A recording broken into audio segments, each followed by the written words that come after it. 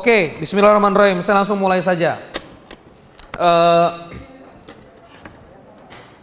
Sebetulnya materi saya ini muncul, Bapak Ibu sekalian. Materi saya ini muncul, Bapak Ibu, karena ada beberapa messenger yang masuk ke saya. Kang Randy pengen dong dikonsultanin kayak Trusmi, giliran Baseli yang minta aja mau gitu ya. Kang Randy pengen dong kayak Keke di coaching.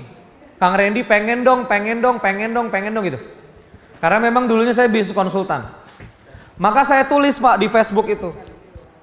Insya Allah nggak perlu konsultan sih sebetulnya, selama Bapak Ibu ngerti harus diapain ini bisnis, insya Allah bisa sendiri. Jadi dokter untuk diri sendiri. Ini contoh begini nih. Contoh begini. Kenapa kita ke dokter? Karena kita butuh didiagnosis kan sakit apa, bener nggak? Iya kan? Begitu sampai dokter ingat nggak? Begitu sampai kita dokter, di perawat kita diapain? Ukur tekanan darah kan? Tes suhu badan, dibuka tenggorokan dan segala macam. Jadi dokter itu mendiagnos kita. Apakah salah ke dokter? Nggak salah, harus ke dokter dong kalau misalnya memang sakit. Tapi apakah kita bisa ngecek kesehatan kita sendiri? Bisa Pak. Beli aja tensi darahnya di rumah, cek sendiri ya kan? Oh ini tekanannya udah tinggi nih. Ada nggak tes untuk ngecek gula darah? Ada nggak? Ada, cek sendiri.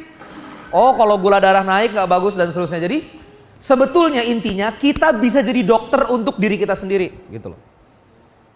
Kalau sudah mulai pusing, berat di kepala, berarti pompa diri kita yaitu jantung, berat mompa darah ke kepala, rebahan. Begitu rebahan, delta H-nya jadi 0, kan gitu. Gaya pompa darah ke kepala jadi rendah, samain antara kaki ke kepala. Makanya rebahan.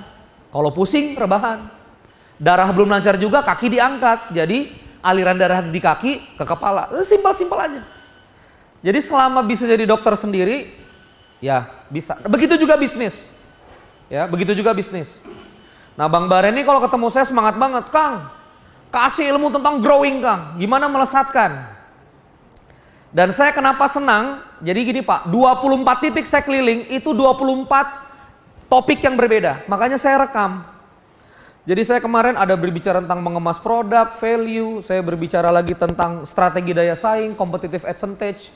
Bahwa gimana cara ngeset produk, nggak perlu unggul dengan semua produk. Nah, begitu ngelihat TDA Bekasi, ini kelihatannya jamahnya Bang Bara nih, expert nih, gitu kan.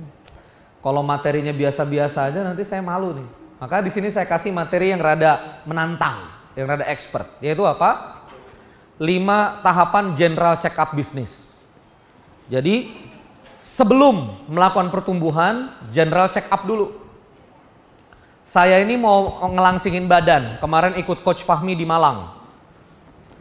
Ya, disuruh ngurusin badan gitu. Ya udah nanti setelah roadshow ini, jadwal saya tanggal 27 kalau nggak salah, itu saya general check up di Hermina. General check up dulu. Badan ini sebetulnya isinya apa, kan gitu. Apakah aorta pembuluh jantung saya itu ada lemaknya atau enggak? Saya pengen general check up dulu semuanya. Makanya bisnis juga begitu, jangan main asal tumbuhin. Hati-hati Pak. Contoh, salesnya kurang kenceng nih, kencengin salesnya. Padahal setiap operation salesnya diinjek, bocor terus. Dan ini banyak. Setiap dapurnya beroperasi, bocor terus. Jadi sebetulnya general check up dulu. Cost-nya itu sudah aman atau belum? Gitu loh. Nah makanya sebelum kita berbicara gimana menumbuhkan bisnis, untuk pertemuan kita hari ini, kita akan berbicara tentang 5 langkah general check up. Apa Bapak Ibu sekalian? 5 langkah general check up ya, GC, 5 langkah general check up. Oke. Saya ingin masuk pada langkah yang pertama. Ini kalau ke bawah gini kelihatannya nggak kelihatan, jadi saya mulai masuk pakai nomor-nomor aja ya biar enak ya.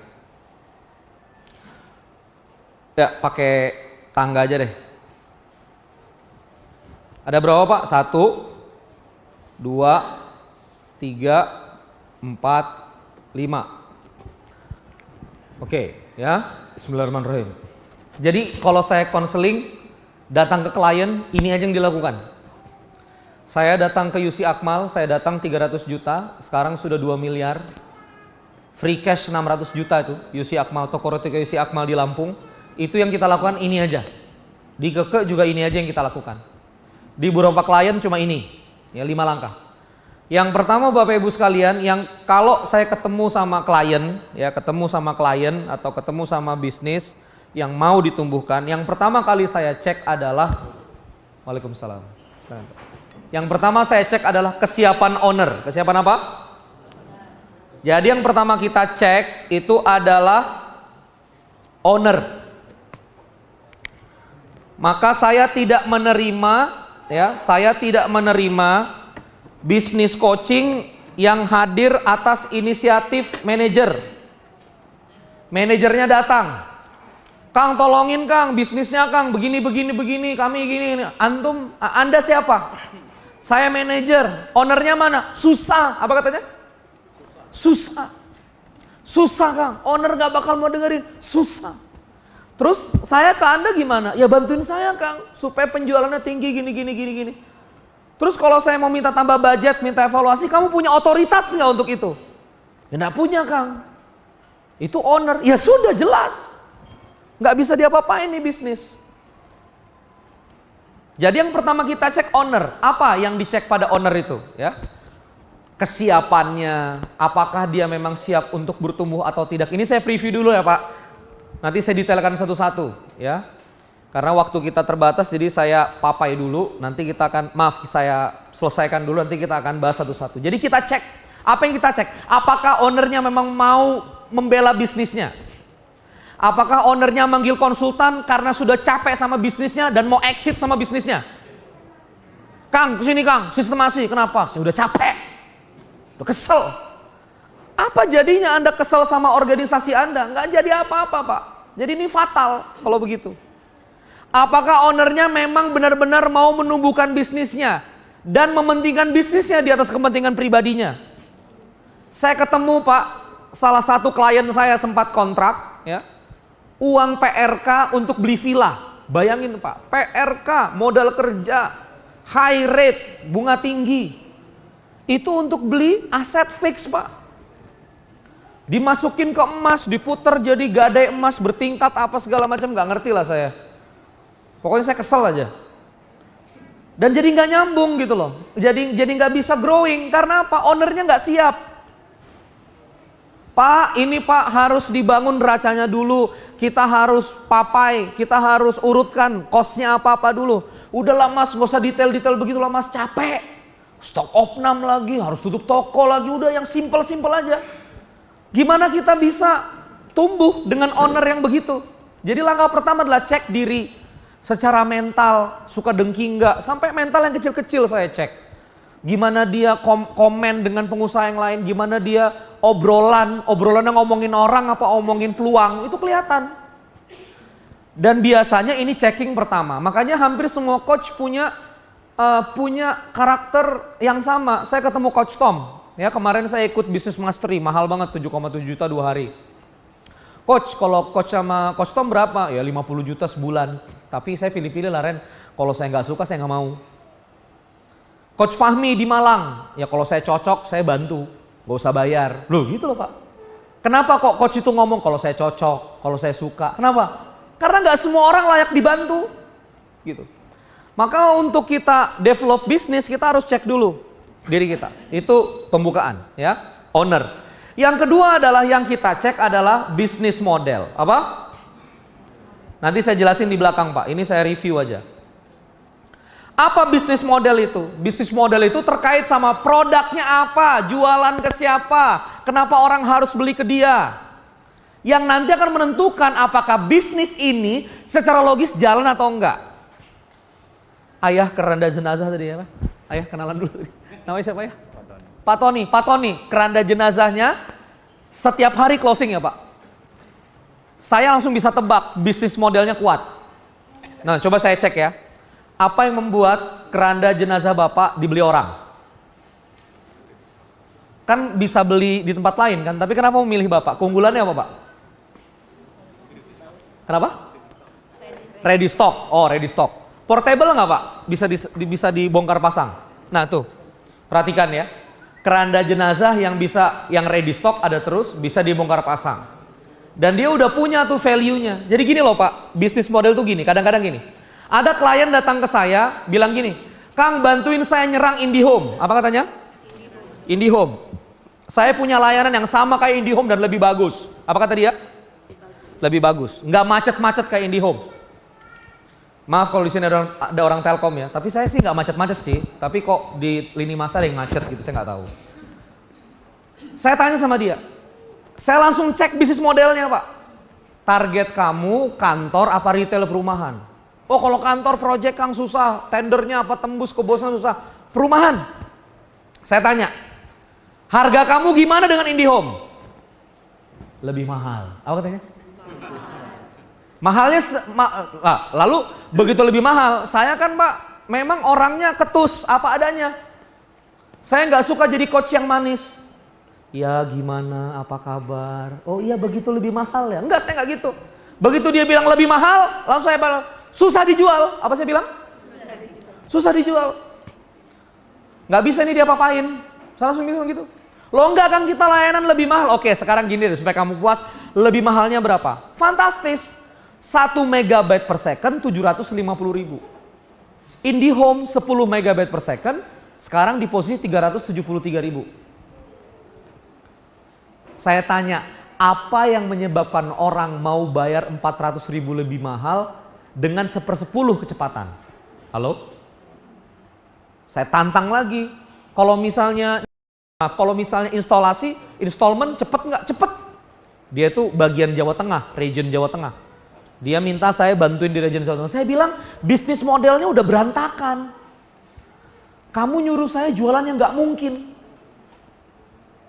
Jadi bisnis modelnya dulu kita benerin. Nggak apa-apa 700.000. Orang IndiHome 300.000 dia udah sama TV langganan, bener nggak Pak? Walaupun kadang macet.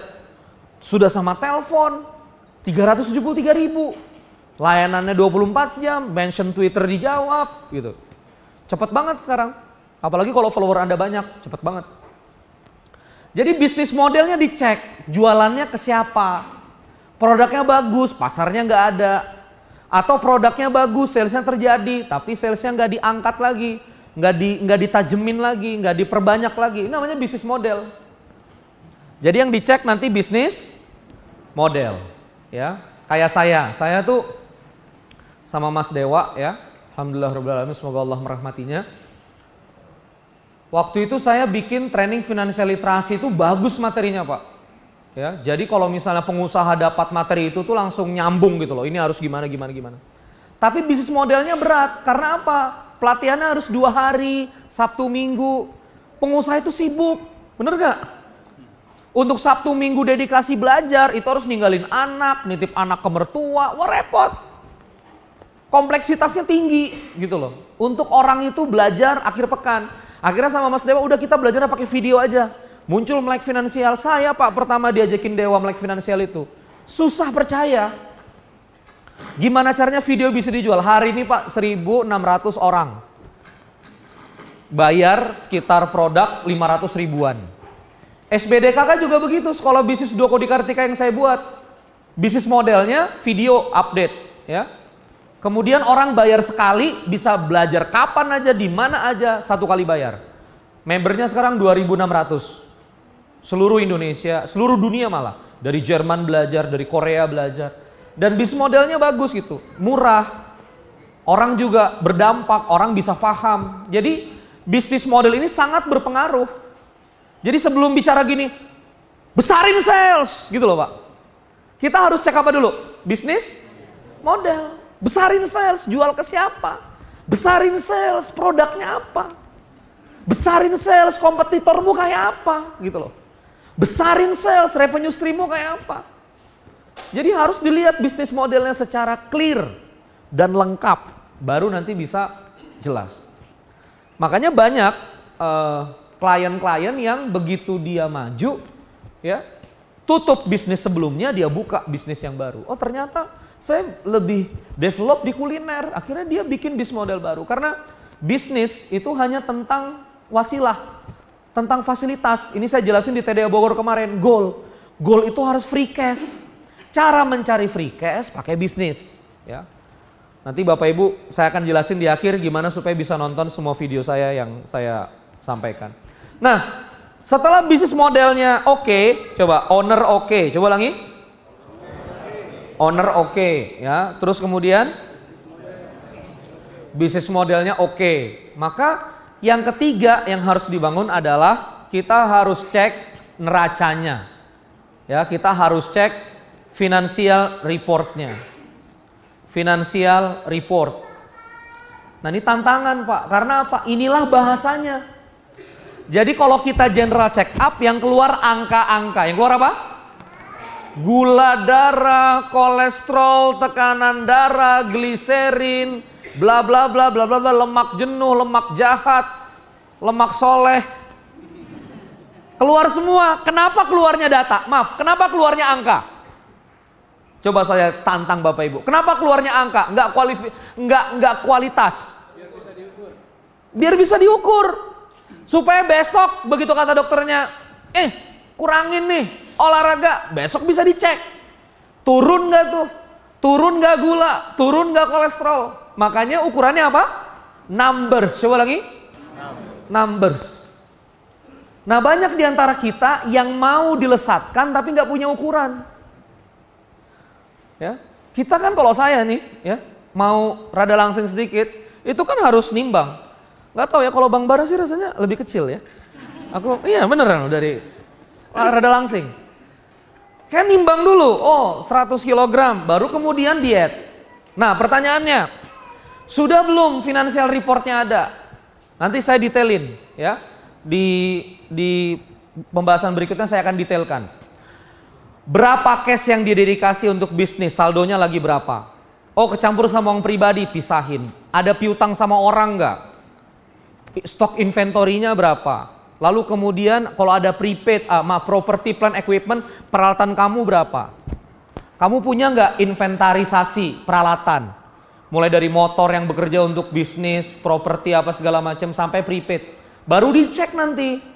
Ada utang ke orang nggak? Nanti kelihatan harta sendiri itu berapa. Dari situ dulu. Jadi kita ngelihat sebetulnya peta bisnisnya ini dia seperti apa. Nah, saya punya klien Bapak Ibu sekalian. Peta bisnisnya kelihatan besar. 750 juta. Cuma yang mengerikannya itu 550 juta berupa rumah yang dia pakai untuk produksi. Sah dong rumah dimasukin properti ya. 550 berarti dia cuma punya harta bergerak sekitar 200 juta. Besar di piutang gitu loh. Besar di piutang, sedikit di cash, sedikit di inventory. Jadi ketika neracanya sudah kita buka, jeblek gitu. Dan kita lihat, nah ini yang bikin rusuh. Saya minta waktu dia ketemu bawa orang finance-nya. Saya bilang, aneh, produk yang laku 400.000 pieces per bulan, tapi cash-nya kecil. Inventory-nya kecil. Lalu orang keuangan bilang, Bapak tiap hari prive. Bapaknya tiap hari apa? Narikin uang bisnis 10 juta, 15 juta. Bapaknya hobi prive. Aturan tunggu dulu setahun, ada labanya. Setiap bulan ambil gaji. Kalau punya pemahaman owner nggak boleh digaji, ambil prive. Tapi tentukan berapa. Ini ada di neraca. Jadi apa yang dicek ketiga apa? Financial report. Saya cenderung neraca dulu. Kang, saya punya laba rugi. Maaf ya, kalau saya jadi klien, yang bikin laba ruginya akuntan kamu sama klien sama bosnya, biasanya saya nggak percaya. Kecuali yang buat adalah akuntan publik. Nggak kar-karan UKM bikin profit loss, Bu. Ya, piutang nggak dimasukin, beli lemari dimasukin kos, dapat DP dimasukin ke hutang dagang, ya enggak gitu loh. Dapat DP loh, kan DP-nya belum boleh saya pakai, Kang lo, tapi itu akad sales, masukin ke AR. Setengah jam saya ngejelasin UKM. Kenapa nggak boleh dimasukin di kolom hutang, dan masih berantakan. Jadi saya cuma ngecek neraca aja deh dulu. Nah, setelah neraca Bapak Ibu sekalian, baru yang keempat kita cek perangnya. Apa perangnya? Bagaimana profit tercetak. Coba ulangi apa? Bagaimana profit tercetak. Maksudnya apa? Kita akan melihat revenue dan cost-nya di titik nomor 4. Jadi habis neracanya udah jelas, kita lihat bisnis ini dapat profit dari mana sih? Kali-kali ini bisnis jalan bukan karena profit nih, karena suntikan mertua gitu loh. Kali-kali bukan profit nih, karena si ibu punya suami kerja di Telkom, setiap bulan bapaknya nyuntik modal 20 juta. Pantes hidup terus, dan ibunya arisan terus. Bisnisnya tiap hari disuntik sama bapaknya.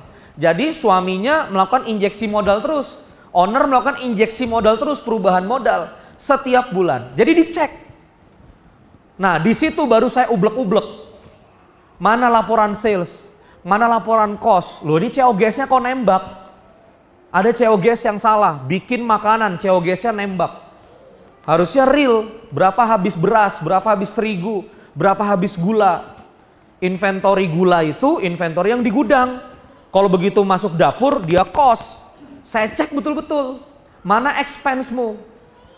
Jangan genit dulu ya Pak, jangan begini.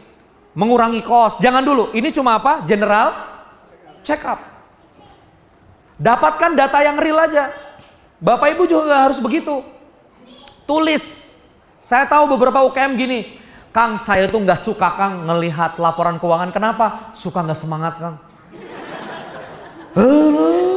Entah ada duitnya ya Allah. Udah Kang, mending gak usah dilihat, melangkah. Jadi gak baper Kang. Ngelihat Excel teh baper, ya Allah udah capek-capek saya sekarang. Nah itu berarti Anda tuh seperti gini loh. Naik mobil, ngeliat speedometer, baper terlalu cepat. Speedometer Anda cabut, Anda melaju tanpa Anda tahu. Anda di 120 km per jam atau Anda di 140 km per jam. Oke, kembali ke jalan yang benar. Jadi Bapak Ibu sekalian, cek ya bagaimana profit terbentuk. Ya, boleh Mas Farid angkat tangan. Mas Farid, Matrix, berdiri dulu Mas Farid. Nah ini salah satu murid coaching saya, tepuk tangan buat Mas Farid ya. Mas Farid saya coaching 1 jam Bu, langsung kembali ke jalan yang benar. Dia ya ini hebat, jualan pengurang pulsa tagihan telepon di kantor. Jadi kalau ibu bapak tagihan kantornya 8 juta, pakai layanan dia bisa turun sampai 4 juta gitu ya, kurang lebih ya. Jadi nomor kantor Bapak Ibu, telepon kantor Bapak Ibu, ini aku bukan promosi, aku bukan agen ya. Terserah Farid sih kalau mau ngasih komisi ya. Jadi telepon kantor Bapak Ibu kalau diangkat nanti nyambung ke Indosat. Nah, nanti orang itu nerimanya nomor HP, tapi pakai telepon biasa aja. Dikasih alat, itu Mas Farid. Jadi apa yang dilakukan? Dia beli bulk pulsa ke Indosat. Beli apa? Bulk pulsa ke Indosat. Nanti dia jual lagi ke kantor-kantor. Nah, dia ketemu saya, Kang, ini salesnya besar tapi kok uangnya nggak tahu kemana ya? Profitnya dicetak ada. Kita papa Ibu, kapan klienmu bayar? Lalu kapan kamu bayar ke Indosat? Begitu kita buka Bu, kliennya tuh bayar 2 bulan, dia bayar ke Indosatnya sebulan. Mana lagi mau dealing sama apa yang gede-gede? Sinox apa? Konoko, mau dealing sama Konoko 150 juta tagihan telepon setiap bulan. Malah dia ke saya, Kang gimana supaya dapat modal 150 juta. Jadi setiap dia naik sales harus punya modal, kebayang nggak? Karena bayar pulsa sama dapat uang dari klien, lebih pendek bayar pulsa. Langsung Bu, di Sofyan waktu itu, Rit, nggak usah naik-naikin sales. Aneh manggil ratrit, padahal itu ITB 97. Aneh ITB 2004. Farid, udah datangin Indosat. Dealing dulu panjangin bayar, baru naikin sales. Wih, langsung datangin Indosat, deal ya. Deal mundur, tepuk tangan buat Farid. Nggak butuh lagi modal kerja apa segala macam, langsung siap melesat dia. Jadi gitu Bu, jadi bisnis coach untuk diri sendiri, sadar dulu profit tercetak gimana. Kalau profit tercetaknya nggak jelas, gitu kan, setiap mau cetak profit harus butuh modal kerja, nah kita bisa terapi di situ nanti. Ini udah mulai panas dingin ya. Emosi sih Bu, kadang-kadang ngeliat UKM tuh loh ini kemana aja gitu. Jadi kemarin tuh mikirin apa gitu ya. Nah inilah yang harus dibutuhkan. Saya pun makanya di Keke ya Pak Bu, itu masih pakai, silakan. Masih ada tempat, ada sahabat kita yang di sini boleh. Ibu boleh Bu, di sofa nih lebih enak Bu, VIP kalau di XX1 namanya. Luar biasa ya, luar biasa. Nah oke ya. Coba sama-sama cek ownernya, coba. Cek bisnis model. Cek financial report. Cek profit. Cek profit bagaimana tercetak. Ya, yang kelima baru kemudian setelah ngerti profitnya tercetak dengan sales yang begini, layanan yang begini, costnya harus begini dan seterusnya, baru cek apa? Kalau saya bisa gambar itu, baru cek organisasi. Cek apa? Baru cek organisasi. Apa maksudnya cek organisasi itu? Cek resource. Cek resource-nya. Resource-nya kuat nggak untuk nopang? Ya, setelah kita lihat profitnya yang tadi, kita lihat secara organisasi bagus enggak? Sederhana Pak. Apakah orang-orang di perusahaan Bapak Ibu punya alasan untuk bekerja dengan Bapak Ibu? Nah gitu. Ya. Apakah mereka hanya bertahan hidup di organisasi Bapak Ibu, ataukah dia memang punya keinginan agar perusahaan itu membesar sehingga kehidupan dia juga membesar? Apakah yang semangat untuk go extra miles itu Bapak Ibu saja, atau organisasi Bapak, orang-orang Bapak siap juga untuk besar? Dan ini Bapak Ibu sekalian, saya selalu ulang-ulang ini di Keke People. Dan saya menyontohkan sendiri ke people, orang-orang saya. Bahwa saya sebagai CEO siap tidur di bawah meja, menyelesaikan buku 2 minggu, roadshow sampai jam 12 malam, sampai jam 1 pagi, besoknya hidup lagi. Saya siap menunjukkan kerja keras itu. Karena apa? Saya ingin membangun organisasi yang siap untuk itu. Membangun semua pertumbuhan. Jadi dicek. Jadi kalau ngeceknya terbalik Bapak Ibu sekalian, runyam. Diceknya organisasi, ya, keuangannya belum benar. Nanti begitu organisasinya bagus, keuangannya nggak benar, organisasi itu kayak nggak kerja kemana-mana. Capek iya, tiap hari teriak-teriak, integritas, semangat, tapi nggak kemana-mana. Apel pagi lah, setiap hari yel-yel lah, yel-yel aja, tapi nggak kemana-mana. Yel-yel itu bagus setelah sadar semuanya. Bisnis model oke, financial report sudah waras, profit loss-nya sudah benar, tercetaknya seperti apa, baru organisasi disuruh yel-yel. Jadi yel-yelnya ini jelas.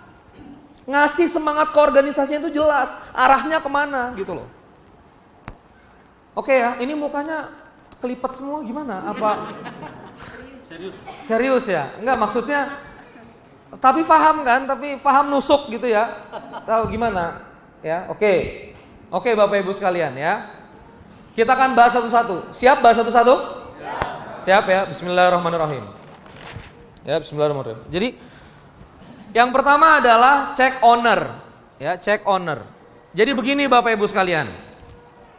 Semua owner itu ingin resultnya baik.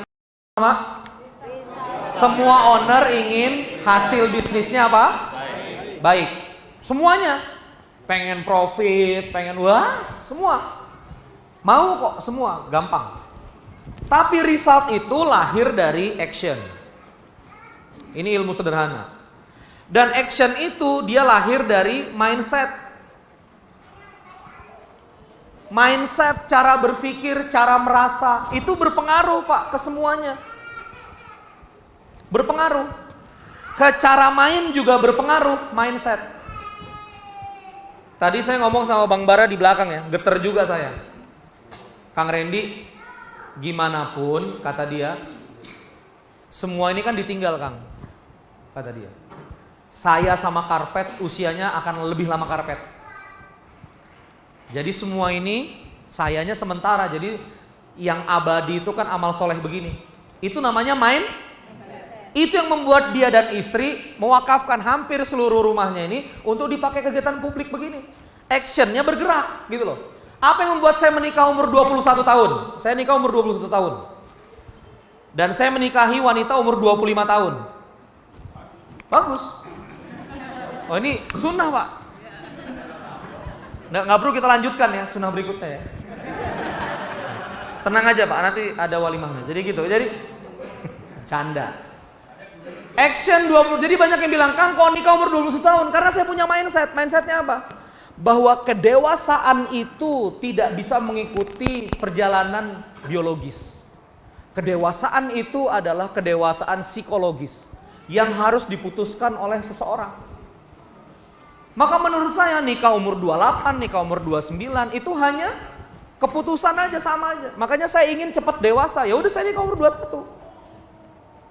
Dan saya jawab ini waktu ketemu konsulat pendidikan di Nagasaki yang ngurusin Kensusei, orang Indonesia. "Oh Mas Randy, 25 tahun muda banget, udah bisa ngajar begini-begini loh Pak, saya itu nikahnya umur 21.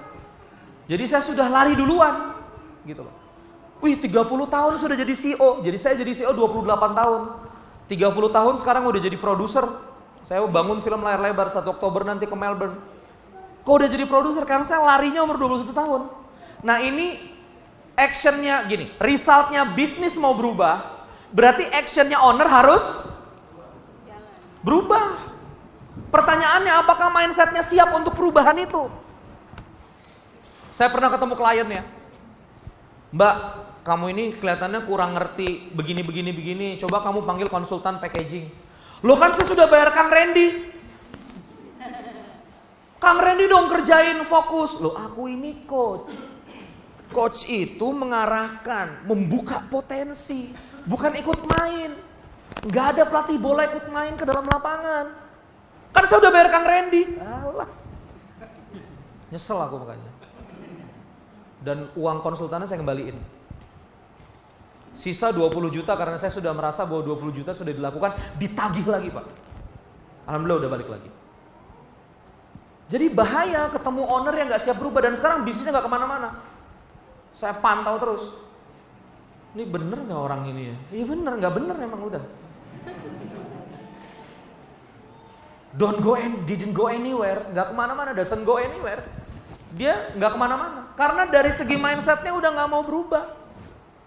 Apa yang buat Butika itu melesat kekenya dari stagnansi di tahun 2013? Karena berubah mindsetnya. Saat ini Keke harus berbuat bukan lagi untuk pribadi tapi untuk masyarakat. Dan dia menabung dividen, dan dia menggerakkan laba perusahaan Keke itu 2 tahun terakhir Bapak Ibu sekalian, itu untuk pertumbuhan perusahaan. Mungkin ada saksi hidup di sini ya, 2 tahun yang lalu Keke sponsor Islamic Book Fair di Senayan. Itu Pak, mati-matian kita harus jor-joran, ke TV, kemana, karena sudah berubah mindsetnya. Nah makanya cek owner, cek kita. Nah sekarang kita cek diri kita ya, sambil malam merenung, ngomong sama istri, "Mi, bener gak sih sebetulnya kita bela bisnis gitu? Atau bener gak sih sebetulnya kita mau berjuang untuk bisnis, mau lelah untuk ini? Ataukah kita cuma bertahan hidup?" Itu ditanya Pak, karena jawaban ini menentukan. Bener gak sih kita mau berjuang untuk bisnis? Katanya mau berjuang gitu kan. Datang ke sini sulit parkir aja kayak ngambek-ngambek gitu. Parkir di mana? Ya manusiawi lah ya. Gitu. Jadi cek dulu. Dan ini sensitif lah. Saya serahin ke Bapak Ibu. Tapi sangka baik saya kalau udah mau datang ke sini siap bertumbuh. Tepuk tangan buat Bapak Ibu ya. Mana ya? Loh enggak mungkin. Kalau bukan pembelajar enggak mungkin datang ke sini. Udah tidur ini ya. Udah siang ya. Panas, enaknya leha-leha ini. Yang kedua tadi cek apa? Ayo, ada yang inget enggak? Nah, bisnis model. Jadi bisnis model sederhana ya, ada dari Coach Ridwan, bisnis model roadmap. Nanti Bang Bara juga akan menyampaikan. Ini nanti saya akan jelaskan lebih dalam lagi di beberapa kesempatan yang lain. Tapi saya akan kasih flow-nya aja. Jadi yang pertama adalah definisi bisnisnya dulu. Coba ulangi apa? Definisi bisnisnya. Bisnisnya sebetulnya apa? Jadi bisnis apa? Jualan pulsa. Kalau Farid itu bisnisnya bukan jualan pulsa, tapi membantu perusahaan untuk kemudian mudah berkomunikasi dengan tagihan yang ekonomis, lebih ekonomis daripada yang sebelumnya. Itu harus jadi cara berpikir Farid. Kalau cara berpikirnya adalah jualan pulsa, jualan layanan supaya tagihan turun, cuma sekedar bahasanya jualan, maka pikiran nanti hanya terbatas di situ. Tapi kalau mengurus, gitu ya, jadi luas. Definisi turunan bisnisnya jadi lebih elaboratif. Gini deh, supaya gampang. Di edukasi, bedakan jualan training bisnis, maka kan kejebak di training. Dipahami nggak Bapak Ibu ya? Tapi kalau misalnya apa bisnisnya, definisi bisnisnya, saya dengan ZIT Institute bertekad membantu UKM agar dapat menumbuhkan bisnisnya dengan pemahaman bisnis yang baik dan lengkap. Lahirlah sekolah bisnis Duo Kodi Kartika, lahirlah Melek Finansial, begitu loh Bapak Ibu sekalian. Jadi definisi bisnisnya harus jelas dulu. Membantu orang, mengurus orang untuk proses kematian, ya. Keluar tuh keranda jenazah. Saya kemarin juga ikut Coach Tom itu, ada yang memang jualan alat-alat kematian. Wah, seru itu ceritanya. Ya, dahsyat ya. Nah, lalu kemudian kalau definisi bisnisnya sudah oke, ini dia Bapak Ibu. 2 pilar 3 jembatan. Coba ulangi. 2 pilar 3 jembatan. Di sini value produk, di sini value dan produk. Di sini market, target market, ya. Di atasnya promo, awareness. Ini Coach Ridwan yang ngajarin ilmunya Coach Ridwan, grounded coach. Di sini promo, awareness, ya. Lalu di sini operation sales, dan terakhir adalah customer relation. Saya jelasin satu-satu. Jadi bisnis itu menjembatani 2 pilar. Menjembatani apa? 2 pilar. Ada produk di sisi kiri, ada market di sisi kanan. Coba Bapak Ibu ulangi. Ada produk di sisi kiri, ada market di sisi kanan. Dijembatani dengan 3 pilar. Promo awareness, gimana bikin orang tahu? Yang nanti 3 hal ini saya akan jelasin jam 4 sore di Bojongkulur, setengah 5-an lah mungkin ya. Jadi Bapak Ibu sampai acara di sini jam 4 bisa kejar saya di Bojongkulur ya. Malam nanti di Unisma saya berbicara tentang kesalahan teknis dalam riba. Jadi saya membahas riba secara sekuler, nggak pakai dalil syar'i, tapi saya akan bahas kenapa riba itu kok jelek di bisnis. Itu akan saya bahas di Unisma. Jadi saya roadshow bahas ini. Nah, di Unisma jam 8 malam sampai jam setengah 10 malam. Coba sama-sama, jembatan promo, coba lagi. Jembatan promo. Hanya bikin orang tahu, coba hanya bikin orang? Hanya bikin orang tahu. Kemudian sales. Salesnya itu transaksinya. Nah makanya makhluknya berbeda sebetulnya. Antara bikin orang tahu, namanya itu tim marketing, awareness, branding, itu keke, sama transaksinya. Keke itu transaksinya di agen. Makanya saya habis keliling-keliling kemarin 2 tahun, brand keke itu naik. Saya terbuka saja, kita tidak merasakan pertumbuhan yang signifikan. Tumbuh, tapi tidak signifikan. Kenapa? Karena sales operation kita lemah. Agen-agen kita tokonya masih berantakan. Makanya kalau ada yang mengundang saya Oktober sampai Maret, saya bilang full. Karena apa? Saya keliling ke agen-agen saya. 7 kota, 100 titik agen. Saya coach semuanya. Ya. Kemarin sudah baiat di Botani Square. Ya. Ibu-ibu mau nggak saya coach gitu kan? Kalau mau bayar, gitu-gitu. Ya udah gratis, tapi kalau gratis mesti taat. Dan yang saya coach Bu, tokonya bukan jualan kekenya. Jadi mau dia jualan soka, mau dia jualan jilbab Zoya, mau dia jualan apa, saya coach satu inventory semuanya itu saya coach. Tokonya, toko Zahra. Nah saya coach tokonya supaya tumbuh, supaya buka cabang. Seneng banget, gratis lagi. Dan saya hadir nggak sebagai CEO. Nah itu dicek Bu salesnya, bisnis model salesnya kuat enggak. Yang terakhir adalah customer relation. Apa itu customer relation? Memastikan market membeli terus. Coba lagi. Memastikan market membeli produk terus. Dan memastikan market menjadi marketer. Coba, memastikan market menjadi marketer. Marketer yang paling efektif Bu, itu adalah pengguna produk. Sekarang itu kalau artis, sahabat sekalian, saya pakai Carfil. Ya orang bilang ya ente dibayar. Tapi kalau temen Bapak Ibu sekalian itu tulus. Gitu ya. Jadi ini harus ada tiga-tiganya. Nah pertanyaannya, sekarang pertanyaannya. Ya, maaf ini masih ada terusannya. Iklan sebentar. Ya. B1623 FFU mobilnya mau digeser. Oh luar biasa. Ini mau keluar. Sekali lagi B1623 FFU. Tim saya mau keluar untuk mempersiapkan. Oh ya Bu, makasih ya Bu ya. Nah, baru kemudian cek revenue stream. Coba ulangi. Revenue stream. Jadi target market yang tadi diduitinnya kayak apa? Itu di kita bedah Bu. Ini namanya bisnis model. Saya kenapa bikin sekolah bisnis Duo Kodi Kartika sekali bayar aja. Orang gak usah bayar-bayar. Pertanyaannya, repeatnya gimana Kang? Oh banyak kita udah sediain produk repeat.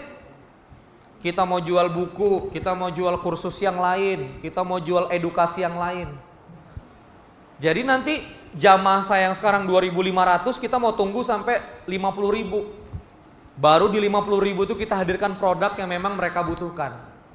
Dan mereka juga nanya kok, Kang Randy apalagi ini produknya, apalagi ini produknya. Jadi orang itu suka belanja pada dasarnya Bu, asal customer relationnya benar. Nah ini revenue stream harus difikirkan. Beberapa bisnis gagal karena tidak bisa mendefinisikan revenue stream. Futsal misalnya. Futsal itu Bapak Ibu sekalian, kalau ngarep dari sewa lapangan gak bakal hidup. Dia jualan apa? Mijon. Mijonnya 15.500. Ya orang udah aus kan? Ada mizon 10.000, 15.000 ya ditelan. Ya. Terus jualan-jualan yang lain jadi cross selling. Gini, saya buka ya. Sebuah film di XX1 supaya filmnya bertahan, produsernya borong tiket. Banyak borong tiket. Artinya untung dong XX1, bener gak? Begitu tiketnya dibagi, orang gak datang ke bioskop. Tiketnya laku, tapi XX1 memutuskan filmnya berhenti. Karena gak ada yang datang. Padahal satu bioskop sudah dibayarin. Kenapa Pak? Karena XX1 berharap orang beli popcorn. Orang beli leci. Bapak Ibu pernah beli makanan di XX1 gak? Beli 1, 2 tiba-tiba 100.000. Nah di situ. Jadi kalau misalnya cuma dibeli tiket, bagi dia itu gak ekonomis. Makhluknya harus datang. Karena traffic itu Bapak Ibu. Uangnya di situ. Makanya ketat banget sama XX1 itu. Mohon maaf makanan dari luar, boleh dulu ditaruh di sini. Mohon maaf makanan dari luar, boleh dulu di sini karena untuk uang tiket aja XX1 nggak bakal hidup. Itu namanya bisnis model, Bu. Dan kalau Anda lihat di XX1 antara penjual tiket dan orang yang ada di dalam F&B itu lebih berkualitas orang yang ada di dalam F&B. Kakak, silakan Kak, popcornnya Kak, sistagornya Kak. Coba lihat yang jual tiket. Yang jual tiket low quality, yang di F&B itu yang pinter-pinter. Kenapa? Uangnya di situ, uangnya di food and beverage. Kentucky tuh mikir Galael, ini orang duduk nonton, gua puterin lagu. Kenapa nggak gua musik sendiri? Sekarang Bu, KFC itu jadi channel untuk distribusi musik dan efektif. Sama CD-nya Kak, saya suka korban tuh. Beli Once, beli juga Sandi Sondoro, ada juga sih Dewi Persik di situ nggak saya beli, cemacem lah. Tapi Kentucky itu mikir dia, oh orang suka nongkrong pagi, harusnya kita bikin kayak McCafe, dia bikin juga station coffee. Jadi gitu loh Bu, bisnis itu di Bapak Ibu sekalian ditentukan apa? Revenue streamnya. Ini namanya bisnis model, dicek, ini sehat nggak bisnis modelnya gitu. Baru yang terakhir sebetulnya banyak ya, bukan yang terakhir. Baru yang kedua adalah environment. Coba ulangi. Sebetulnya bahasanya SWOT. Strength, weak, opportunity, threaten. Cuma kan itu trainer yang lain udah ngomongin ya. Gak suka saya pengen ngomongin itu. Tapi environment ini gini loh. Saya ini ada di lingkungan bisnis kayak apa? Keke Bu, sekarang terganggu dengan satu brand. Ya, terganggu dengan satu brand yang cara pendekatan stick and carrot. Beli produkku sekian, dapat 130 juta. Beli produkku cuma sekian, umroh. Umrohnya Keke itu 2 miliar baru bisa umroh. Tapi dia ngejanjin 600 juta atau 750 juta udah bisa umroh. Dan mulai ada omongan di agen-agen. Ya. Jualan Keke 2 miliar baru umroh. Gitu-gitu. Coba ini 700 juta karena diskon dia 45%. Diskon saya 50%. Kemarin agen saya kumpulin semua, saya beritahu. Ibu mau nggak 500 juta umroh? Gampang, saya potong aja diskonnya. Gitu. Serba salah. Itulah environment. Makanya saya ngomong ke ibu-ibu gini bu, oke, Keke 2 miliar baru bisa umroh. Tapi yang Keke usahakan sebagai prinsipal bu nanti, setiap ibu udah belanja baju Keke, orang itu nanya, Keke mana? Keke mana? Keke mana? Saya tahu bu, brand yang itu orang belum tanya. Apa jadinya ibu beli banyak terus overstock? Sekarang ibu tinggal, saya mau ngabisin uang di ibu atau kita habisin uang di marketing, bangun demand? Mikir ibu-ibu itu akhirnya. Ini namanya apa? Environment, lingkungan. Siapa yang jual keranda jenazah yang lain? Siapa yang jual layanan pengurangan pulsa yang lain? Siapa kompetitor? Bagaimana market? Gitu. Kenapa sekarang industri training turun Pak? Saya buka rahasia aja. Hampir semua training provider itu sekarang billingnya turun. Karena setiap mau ada training di kantor, karyawan bilang, Pak, begini sih di YouTube juga ada. Apa kata karyawannya? Begini sih di YouTube juga ada Pak, kita nonton aja di YouTube, rame-rame, ngapain ngundang mahal-mahal. Di TEDx juga ada. Makanya pendekatan yang paling laku di corporate sekarang adalah coaching, counseling. Kalau training tampil, tonton aja di YouTube. Makanya saya bilang, video SBDKK, Sekolah Bisnis 2 Kodi Kartika, kalau memang videonya bagus, tonton bareng sama karyawan. 247.000. Jadi sekarang orang itu bergerak, dan di Amerika begitu. Kursus bisnis $300, udah biasa, $400. Sekarang diikuti Bu, tahsin baca Quran, cinta Quran cepat. Kemarin saya lihat produknya dari Mas Hadi, ya. Kawan-kawan dari Ustadz Fatih Karim, mantep Bu, install ke DVD langsung ngaji. Kalau kita nggak ngerjain PR, video berikutnya nggak keluar, cakep. Ani mau jualan juga nih. Tapi saya bilang harus ada diperbaiki beberapa hal baru saya jualan. Nah itu sekarang bergerak. Apa yang bergerak? Envy. Dulu sih laku dulu jualan training. Kenapa? Broadband atau jaringan internet lemah. Oke? Sekarang tiap rumah 10 Mbps Bu. Itu anak-anak saya tuh Keke People pakai vlog. Halo, saya bersama Kang Randy live. Ya Kang Randy, gimana Kang? Live. Mas Jaya Setiabudi, teman-teman sekalian, saya sedang berada di ngeri. Ini environment yang berubah. Jadi kalau bisnis model Anda nggak ngikutin, repot. Siapa yang terancam di sini? Seluruh edukasi pendidikan. Hati-hati yang punya bimbel. Besok itu bimbel sudah online semua. Adik-adik sekalian, kita akan belajar gaya gesek. Ya, Nita yang ada di sana udah streaming semua. Ini environment. Environment berubah. Ya. Mana panas dingin nggak?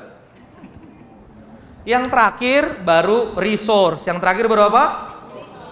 Resource. Resource ini kalau misalnya di bisnis model Canvas, key partnership-nya dengan siapa, activity-nya kayak apa dan seterusnya. Dan ini kita sudah bahas tadi di belakang. Nah, ini bisnis pilar. 3 foundation, resource, environment, revenue stream. Jadi bisnis itu mencetak uang dari sini ke sini, tapi ditopang dari bawah ke atas. Paham ya? Ditopang dari resource, environment, lalu kemudian dari bawah ke atas. Udah mau habis waktunya. Oke, ini bisnis model. Clear ya? Coba sama-sama. Dicek setiap blok. Coba lagi. Dicek setiap blok. Dicek di setiap blok. Ya, dicek di setiap blok. Jual alat kematian, itu bukan target market yang meninggal. Bukan. Keluarga yang meninggal. Jual pakan kucing, market kucing. Bukan, itu user. Target market yang punya kucing.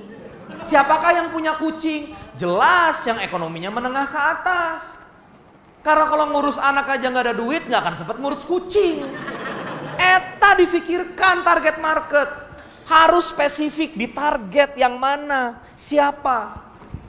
Saya ngelihat ya, video sekolah bisnis. Ini saya ngelihat, saya itu sebetulnya target marketnya fit sama siapa. Ketemu Bu datanya. mamah muda. Saya tuh lebih fit sama ibu-ibu. Makanya langsung aja di grab. Oh iya, SBDKK pasarnya ibu-ibu. Makanya saya lagi mudah-mudahan lancar. Saya minta Resti Tagor jadi bintang iklan SBDKK. Saya Resti Tagor, sekolah bisnis kan Kang Randy gitu kan bagus kan. Ya. Jadi menggrab pasar Mahmud. Saya nggak tahu kalau bawa bapak juga ke grab ya. Tapi ke grab gitu loh Bu. Jadi harus di develop. Ini pasarnya siapa? Revenue streamnya mau dari mana? Apa promonya, apa salesnya? Saya lengkap Bu bikin begini di Sekolah Bisnis Doko di Kartika. Produknya video yang diupload setiap Senin, Rabu, dan Jumat. 99 video. Marketnya online yang punya jaringan wifi.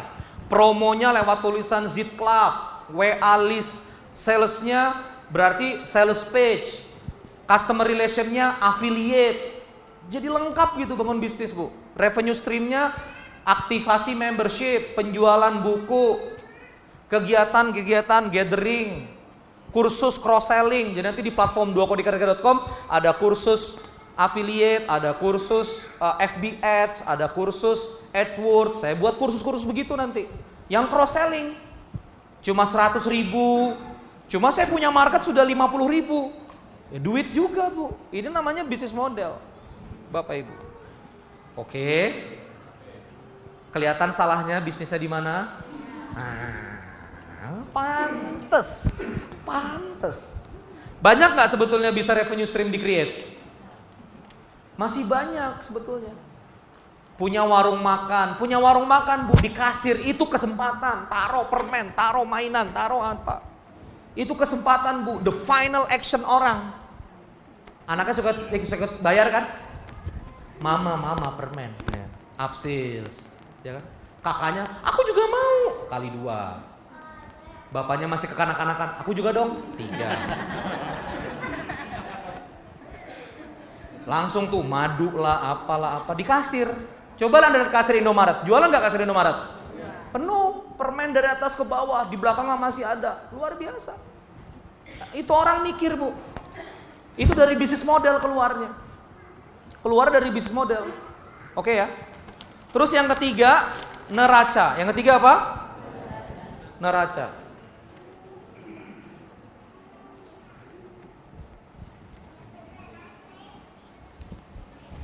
Saya ikutin Pak Happy aja ya. Sebetulnya kalau saya nggak begini. ALE. Coba ulangi. ALE. Aset sama dengan hutang Anda di luar ditambah harta kekayaan Anda.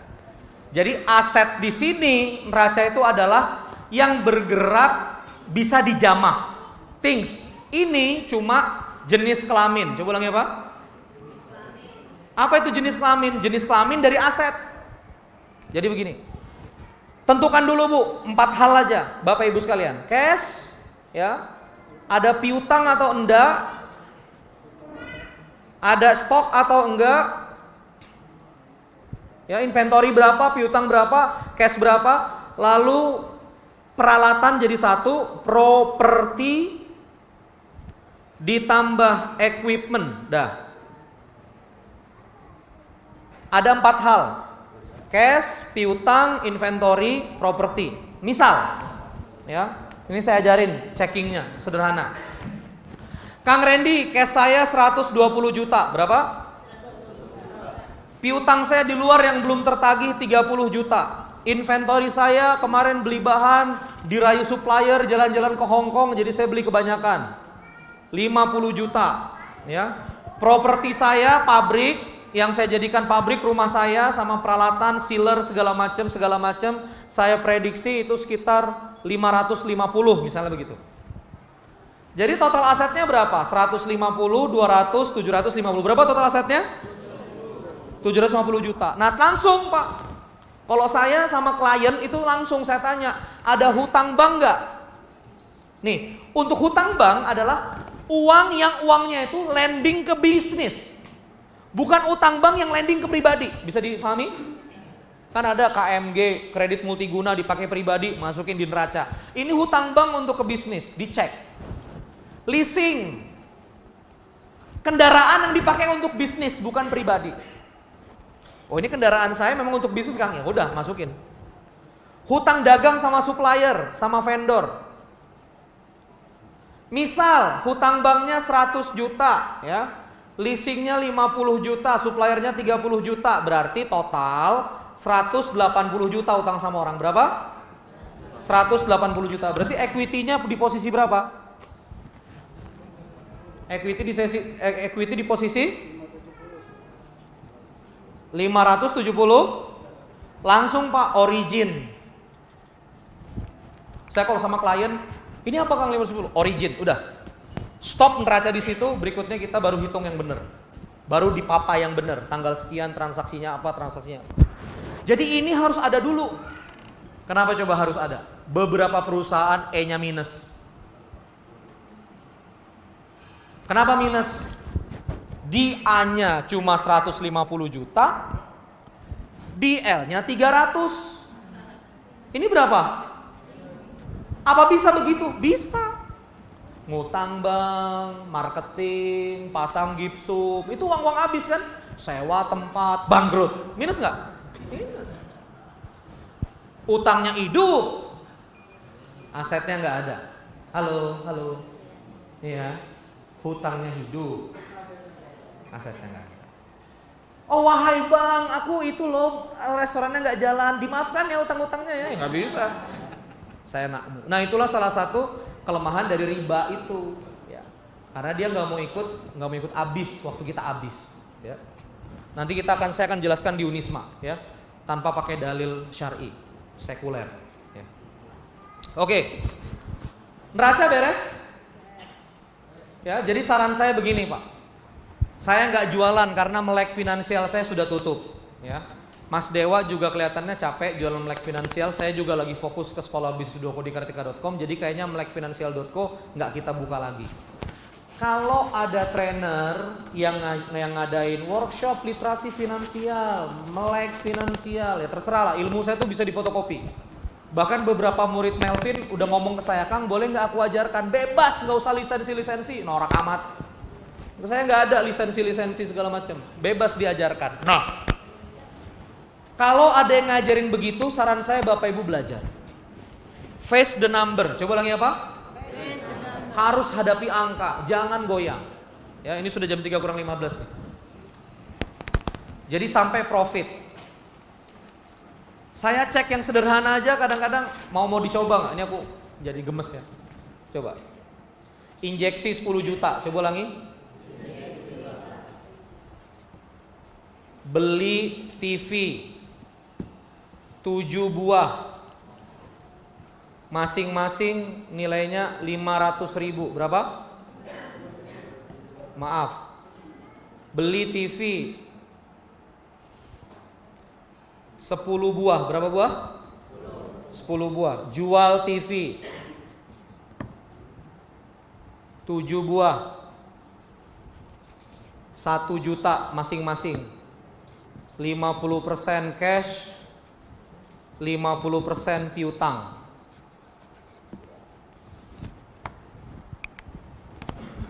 Berapa profit? Berapa profit? Berapa profit?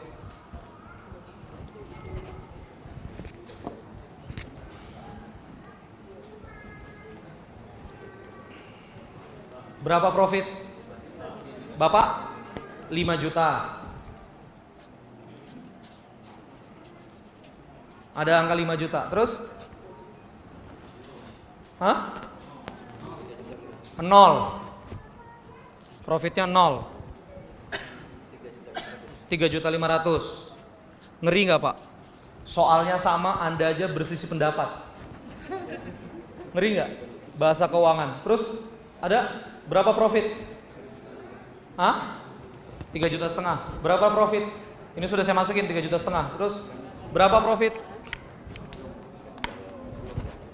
Berapa profit? Di detik ini? Hah? Angkat tangan. 1,5 juta. Ya sudah, enggak apa-apa. Ayo, ada lagi nggak? Nih, ngeri nih. Ada lagi? Ya Mas? 2 juta. Oke. Ada lagi? Hah? 1.750.000. Ngeri Pak, ngeri nih saya nih, ngeri. Bang Bara mana? Ngeri aku Bang, ngeri nih, ini ngeri nih. Bu, 10 juta. Oke. Oke, saya cukupkan ya. Perhatikan gini. Apa jadinya kalau Anda bekerja sama bisnis di antara Anda masing-masing? Dan bagi hasil. Iya kan? Iya. Ayo sekarang ya, saya akan bantu. Hitungannya Bapak Ibu sekalian. Ya, hitungannya. Ini bener kata Bang Bara nih, bisa sampai jam 4 ini, Bojong Kulur nih undur dulu kali gimana ya? Emosional nih di sini nih. Aset, liability, equity. Coba ulangi. Aset, liability, equity. Cash, coba. Piutang, akun receivable. AR, ya. Inventory, stok. Hutang, ya. Saya nyebutnya akun payable. Lalu kemudian di sini earning atau harta. Ya, kan laba di situ. Ya. Siap ya ini?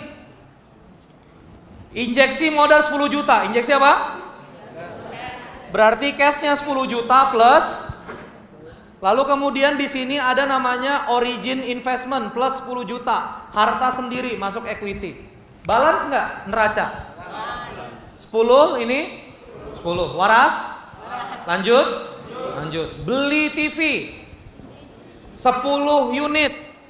Masing-masing 500.000. Berarti ini minus 5 juta. Inventorinya plus 5 juta. Balance karena hanya pergerakan mengubah dari cash menjadi inventory.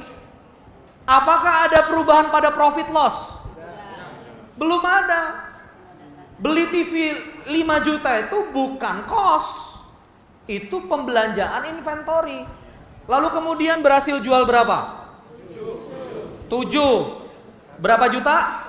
1 juta. 50% cash, 50% kata pelanggannya gue bayar nanti ya.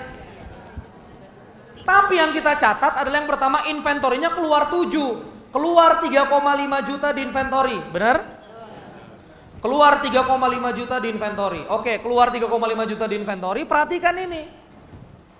3,5 jutanya cash 50%. 3,5 jutanya adalah AR, piutang. Piutang itu harus dicatat accrual di dalam aset. Karena sudah akad. Ibu mau nggak piutang nggak dicatat? Mau. Maka nyatatnya di sini. Jadi AR itu, piutang itu adalah aset, bentuknya goib. Sehingga di sini ketambahan plus 7 juta. Plus berapa? Minus 3,5. Tercetak profit 3,5 juta. Jadi berapa profitnya di sini yang benar? 3,5 juta. Ada yang mau mendebat? Bayangkan Bu, Pak, Anda mau bisnis mutasyabihat, ngurusin profit, kabur betul. Nah sekarang saya lanjutkan. Beli lemari 1 juta, nomor 4. Beli lemari berapa juta? 1 juta. Untuk masukin TV. Pertanyaannya, berapa profit? Berapa profit setelah beli lemari 1 juta? Cash. Berapa profit? Hah? 2,5 juta. Oke, ada lagi? 1,5 juta. Coba masukin ke sini. Cash berkurang 1 juta. Properti, PPE, perlengkapan bertambah 1 juta. Tidak ada apa-apa yang terjadi di profit and loss. Bahasa kita tidak sama. Nah ini yang repot. Standar akuntansinya nggak ada. Belajar ya Pak, saya udah buktikan kita kacau banget nih hari ini ya. Jadi saya minta sama Bapak Ibu sekalian untuk belajar melek finansial. Pak Happy Trenggono bagus ya, teman-teman TDA banyak yang bisa ngajar. Saya sampai Maret nggak bisa ngajar. Saya jadwalnya udah penuh sampai Maret nggak bisa ngajar ya. Belajar ya, belajar. Melvinnya udah tutup, kawan-kawan bisa belajar di tempat yang lain. Oke, tahapan berikutnya apa? Bagaimana profit tercetak? Bagaimana profit tercetak? Nah, bagaimana profit tercetak Bapak Ibu sekalian? Itu nanti harus ngikutin ini. Yang kayak begini nih. Di mana dia tercetak? Di kolom earning semuanya di sini. Makanya Bapak Ibu, saran saya ya, setelah ini kan saya kasih kunci-kuncinya kan. Kalau kita bahas semuanya seminggu sama saya lagi pertimbangkan sama tim. Saya terinspirasi dengan TFM-nya Mas Jay Setiabudi, 3 hari, orang gak usah bayar, asal belajar serius, datang, saya mau ngadain akhir tahun ini ya. Nanti tinggal di follow aja, saya akan ajarkan semuanya, kelihatannya butuh 4 hari, tajuknya nanti 4 days MBA, mungkin kayak gitu ya. Untuk ngajarin ini. Jadi Bapak Ibu dicek ya, kalau profit tercetaknya begitu. Cuma supaya gampang, apa yang perlu dicek Bapak Ibu sekalian? Revenue, coba ulangi apa? Revenue, itu dari mana-mana saja. Lalu kemudian cost yang terlibat pada sales unit. Coba lagi. Pada sales unit itu. Makin banyak jualan, makin tinggi cost-nya. Apa kira-kira? Kalau misalnya jual bakso, piring baksonya makin terjual banyak, otomatis konsumsi terigunya naik nggak? Naik. Itu namanya cost per sales unit. Itu dicek dulu. Cost per sales unitnya Bapak kalau jual keranda berarti bahan-bahan kerandanya kan? Tapi bayar pulsa internetnya sama nggak? Nah, ini cost terkait time unit. Apa? Time unit. Bapak jual keranda 100 unit, 200 unit pakai online, insya Allah tagihan IndiHome-nya sama. Clear? Itu namanya cost yang terkait sama time unit. Bayar CS, ada atau nggak ada sales, segitu. Itu namanya cost time unit. Jadi gini ya, jadi gini.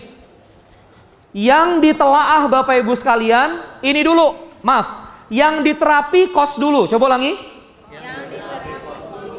Sales jangan diapa-apain, udah. Sales begitu dulu, yang diterapi ini dulu. Kenapa? Coba beroperasi dengan dana seminimum mungkin, seefisien mungkin. Lalu kemudian naikin revenue-nya. Apa yang terjadi kalau cost-nya masih mubazir? Lalu Anda naikin sales-nya, apa yang terjadi? Cost-nya tambah mubazir. Gitu. Ini namanya terapi di profit and loss. Ya. Ini udah sepaneng ya. Ya udah lanjutin. Ini yang kelima ya. Yang kelima. Dan berikutnya adalah ini yang keempat. Dan berikutnya adalah yang ke-5, organisasi. Coba ulangi apa? Organisasi.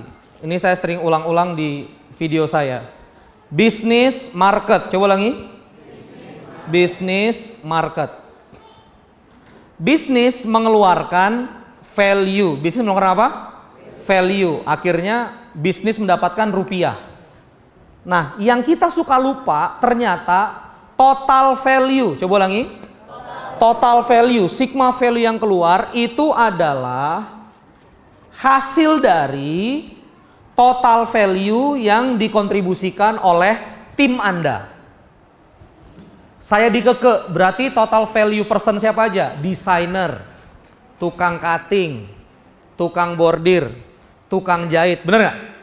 Secara organisasi saya harus pastikan semua lini, sampai tukang marketing, tukang jualan, agen sales, tukang display, itu semuanya harus benar. Maka organisasi itulah memastikan setiap orang dalam organisasi memutuskan untuk memberikan value terbaik. Nah itu aja kata kuncinya. Maka hadirlah di sini Pak Jamil Azaini dengan kubik trainingnya, melatih perubahan perilaku. Hadirlah ESQ supaya orang kerja ikhlas, ya kan? Supaya orang itu bahagia, mensyukuri, memaknai. Hadir Pak Ari Ginanjar, supaya orang mau ngasih value terbaik sehingga rupiahnya melesat hadir. Tapi setelah Bapak Ibu tahu neracanya, ini clear ya? Setelah tahu, jadi gini Bu, supaya kebayang, saya ke UC Akmal, masuk ke toko roti, masuk ke dapur.